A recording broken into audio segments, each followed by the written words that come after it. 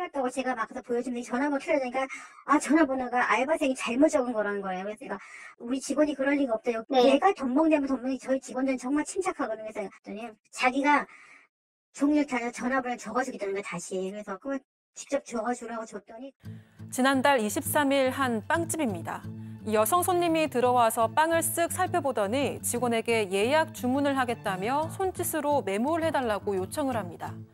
직원은 달력까지 함께 보면서 날짜를 확인하는데요. 손님은 5월 28일 화요일 낮 12시에 빵을 가져가겠다며 총 280개의 빵을 주문했습니다.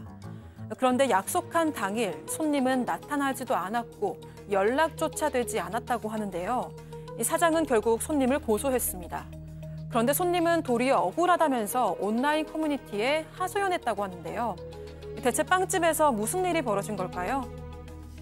자, 이 빵집 사장님이 저희한테 직접 제보를 주셨어요. 이 여성 손님이 온라인 커뮤니티에 제가 노쇼를 했다면서 빵집 사장이 절 고소했어요. 너무 억울합니다. 저렇게 지금 보시는 것처럼 글을 올린 겁니다. 자, 그런데 그 글을 본 사장님이 진짜 억울한 사람 나다. 응? 네, 이 손님 주장에 따르면 지난달 21일 밤 자녀의 학교와 학원에 가져다줄 빵을 단체 주문하기 위해서 동네 빵집에 들렀습니다. 이 사장에게 단체 주문이 되는지 여부를 물었고요. 이틀 뒤에 다시 들렀습니다. 그런데 직원밖에 없어서 설명을 해줬다고 합니다. 이 사장과 단체 주문건으로 얘기했다고 알려주고 이 주문 날짜와 수량, 시간 등을 얘기했습니다. 그러고 나서 정확하지는 않고 확정되면 전화를 주고 입금하겠다며 전화번호를 알려주고 사장에게 전달해달라고 부탁을 했습니다. 하지만 이후 아이가 주문을 원하지 않게 돼서 빵을 사지 않아야겠다고 결정을 했고 일주일쯤 뒤에 다시 빵집을 찾아갔는데 이 사장이 손님이 노쇼로 만든 빵을 다 버렸고 신고했다고 한 겁니다. 이 손님은 해당 글에서 제가 잘못한 게 맞냐, 억울하다고 하소연을 했습니다. 근데 여기까지는 손님의 주장이고요. 반대로 사장의 주장에 따르면 지난 2일 온라인 커뮤니티 서너 곳에 손님이 글을 올린 걸 확인하게 됐고 지인이 반박글까지 올렸다고 합니다. 이 글을 올려야 할 사람은 손님이 아니라 본인이라면서 노쇼 피해를 당한 후 온라인 커뮤니티에 글을 올려서 공론화시킬까 고민도 했지만 조용히 사건을 마무리하는 게 나을 것 같다는 판단에 가만히 있었는데 이 손님이 올린 게시글 때문에 욕을 먹어서 참을 수가 없다며 억울하다는 입장입니다. 자, 그러니까 저 손님 주장을 정리하면 교수님. 네. 나는 예약 확정도 안 했는데 이게 무슨 그러니까 노쇼라는 말 자체가 성립이 안 된다. 예약 확정을 안 했기 때문에라는 것이고 네. 그런데 그거에 대한 사장님 얘기는 또 완전 다르단 말이죠. 네, 이제 예약 확정이 여기서 제일 좀 중요한 포인트인데요. 사장님은 예약 확정을 했다라는 겁니다. 그러니까 이 분은 이 뭐 날짜나 이런 거를 얘기하긴 했지만 아직 확정된 게 아니니까 나중에 전화를 드릴게요라고 갔고 그런데 이 사장님이 안 계시고 아르바이트 하시는 분이 있을 때 이분이 이 빵을 사시기로 했던 분이 정확하게 날짜도 5월 28일 오후 12시로 딱 예약을 정했고 그다음에 그 내용도 엔젤 시폰 120개, 생도너츠 140개, 카야 모카번 10개, 데니시번 10개 이렇게 딱 정확하게 주문을 했다라는 거예요. 그러니까 정확하게 얘기를 안 하면 연락처도 있네요. 네, 이렇게 어떻게 적겠냐는 거고 그리고 이제 전화번호도 손님이 알려주셔서 이 아르바이트 하시는 분이 딱 적었는데 당일에는 내가 연락이 바빠서 안 될 수도 있지만 픽업하는 날 와서 그 계산을 하겠다라고 얘기를 했다고 합니다. 자, 빵집 사장님 그리고 손님 주장 저렇게 엇갈리죠. 자, 두 사람 주장에서 한 가지 그래도 일치하는 부분이 있습니다.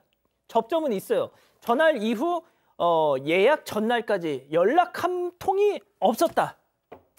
저 사장하고 지금 그 손님하고는 주장이 상당히 상반되고 있는데요. 그 손님 주장에 따르게 되면은 다리를 다치기도 했지만 시간이나 빵 수량을 전하지 않았기 때문에 확정적인 게 아니다. 그래서 빵집에 따로 연락할 필요가 없었다는 얘기고 사장 주장에 따르면 2번이나 찾아와서 단체 예약한다고 해놓고 나서는 품목이나 수량도 정확하게 얘기가 했기 때문에 예약 당일에 손님이 오겠구나 싶었기 때문에 연락하지 않았다고 하는데요. 그러니까 양쪽 다 연락이 안 된 것까지는 맞아요. 주인 입장에서 볼 때는 9년째 한 자리에서 하기 때문에 뭐 따박따박 선입금도 받지도 않고 또 그리고 이렇게 전화 예약했는데 한 번도 사고 난 거 아니기 때문에 믿고 있었다. 그런데 아무튼 간에 빵을 안 찾아갔기 때문에 노쇼라고 주장하는 거죠. 자, 만들 빵만 280개. 이거 이틀 전부터 온 직원이 총출동해서 아침부터 만들었다는데 저거 보세요. 자, 박 변호사님. 예. 빵 전문가로서 어떠십니까? 빵을 뭐 28개 아닙니다. 280개. 야, 저 빵 밀가루가 얼마큼 계란도 많이 나오겠죠. 엄청난 빵을 만들어야 되기 때문에 여러 사람이 이틀 전부터 준비를 했다고 하고요. 자, 어떻게 이걸 또 가지고 가실까 싶어서 오전 9시쯤에 전화를 했다고 합니다. 근데 문제가 생겼어요. 다른 사람이 받았다고 해요. 원래 여자인데 남성이 받았다고 하고 뭐냐고 하니까 나 빵 주문한 적 없는데 라고 했고 너무너무 당황을 했다고 합니다. 아니, 아까 그 연락처가 다른 사람 그 번호로 바로 전화를 했는데 그래서 그때 이 노쇼 아닌가? 이 생각을 했고요. 노쇼라고 생각이 드니까 CCTV 확인을 좀 해보고 결국은 노쇼고 금액도 매우 크잖아요. 그건 업무방해다. 경찰에 영업방해로 신고도 했다고 합니다. 금액이 123만 8천 원치를 저렇게 이틀간 고생했는데 안 가져간 거예요. 그래서 결국은 뭐 저거 빵 뭐 사장님 다 먹겠습니까? 못 먹거든요. 일부 지인들은 주고 폐기 처분했다고. 아이고 세상에 100만 원어치 빵을 폐기 처분. 자, 그런데 말이죠. 저 난리가 나고서 이틀쯤 지났을까? 그 주문했던 손님 빵집으로 왔답니다. 사장님 당연히 진짜 뚜껑이 열렸겠죠. 머리 뚜껑이. 이게 어떻게 된 일이야 막 따져 물었더니 체크포인트 짚어보죠. 7자리가 달랐다. 이게 무슨 얘기인지 사장님 얘기 직접 들어보시죠.